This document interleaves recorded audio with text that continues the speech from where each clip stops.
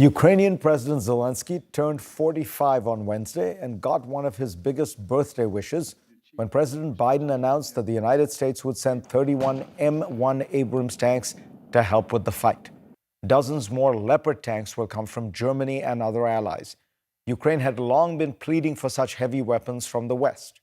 And this breakthrough came after what seemed to be a game of chicken between the United States and Germany to see who would offer their tanks first.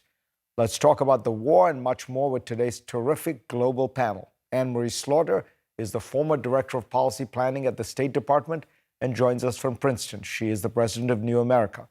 Carl Bildt is a former Prime Minister of Sweden and joins us from Stockholm. And Kishore Mahbubani is a former top Singaporean diplomat and joins us from Singapore. Anne-Marie, what do you make of this, particularly the German decision?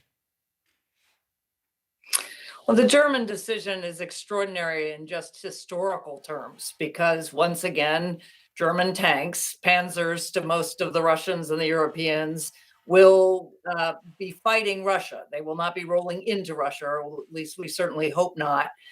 So the kind of historical significance is enormous. Really, though, what's most important about this decision is political. It is signaling to Putin, no, we are not going to split. We're going to maintain cohesion and we're going to amp up. So we're not scared of your threats of escalation.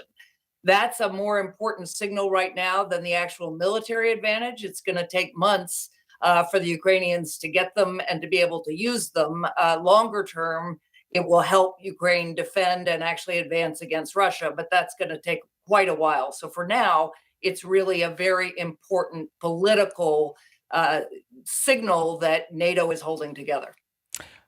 But Carl, if it is an important political signal, does it break the stalemate that seems to have developed on the ground? There is no major advances on either side. Will this change that?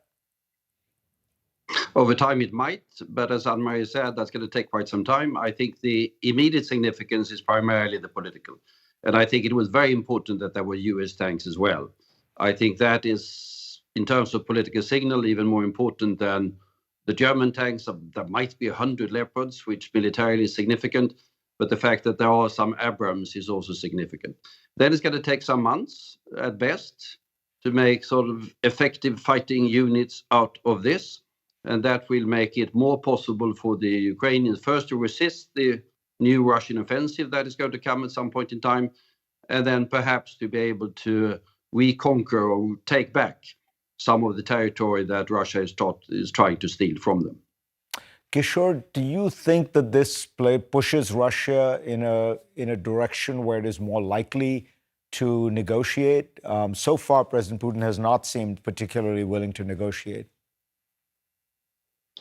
Well, clearly, the war has to be condemned. Russia's invasion has to be condemned. But I think Russia is also aware that 85% of the world's population has not imposed sanctions on Russia. And if you look at it functionally, in terms of Russia's links with the rest of the world, they haven't been that badly damaged by the war. So I don't think the supply of additional weapons is going to change everything. At the end of the day, it has to be a political compromise. And I think the vast majority of the world would like to see some kind of political compromise to end the war, because the war is damaging all of us too. What do you say to that, Anne-Marie? Is there a compromise to be had? In other words, some kind of deal where, let's say, Crimea is given to the Russians, and in return for that, Russia recognizes most of Ukraine. I mean, diplomats can work out the formula, but the question is that kind of political deal the only way to end this war? I see no sign of that. I mean, yes, we can all outline different possible deals, but in fact, the Ukrainian position has hardened and expanded. I mean, wanting now really total victory, wanting not just the Donbass back, but also Crimea. And I see no face-saving way for Putin to climb down.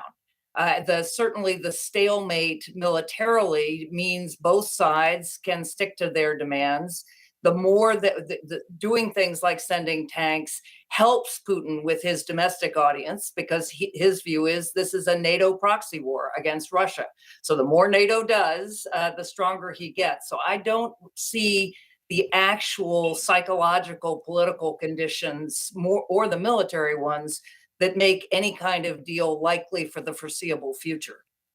Carl, where does this go? It does sound like, I think Kishore is right, that the Russians, Putin seems to have settled down for a long war and essentially destroying Ukrainian civilian infrastructure, hoping to effectively defeat the Ukrainian nation rather than the army.